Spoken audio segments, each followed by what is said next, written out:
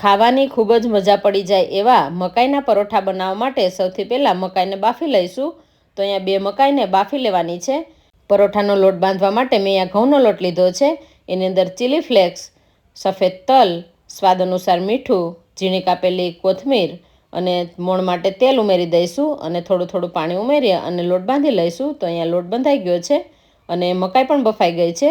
હવે મકાઈમાંથી આ રીતે દાણા કાઢી અને કટિંગ કરી લઈશું. કેપ્સિકમ અને કાંદાને પણ સમારી લઈશું.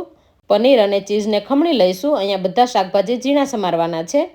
હવે એની અંદર ચીલી ફ્લેક્સ, ઝીણી સમારેલી કોથમીરના પાન, વાટેલા મરીનો પાવડર, ઉપરથી સ્વાદ અનુસાર મીઠું, હવે બધું મિક્સ કરી લેવાનું છે. અહીંયા લોટને બરાબર મસળી લઈશું. હવે એમાંથી આ રીતનો લુઓ બનાવી અને રોટલી વણી લઈશું. તો આ રીતે કોરો લોટ છાંટી અને આ રીતની રોટલી વણી અને અંદર સ્ટફિંગ ભરી દેવાનું છે અને આ રીતે ત્રિકોણ વાળી દઈશું પરાઠાની જેમ. તો આ રીતે ત્રિકોણ વાળી ઉપરથી કોરો લોટ છાંટી અને ઉપર તલ અને કોથમીરના પાન નાખી અને વણી લઈશું. હવે બટર નાખી અને શેકી લેવાનું છે તવીમાં આ રીતે.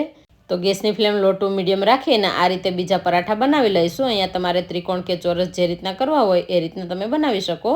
તો ખાવાની મજા જ પડી જાય એવા મકાઈના પરોઠા બનીને તૈયાર છે.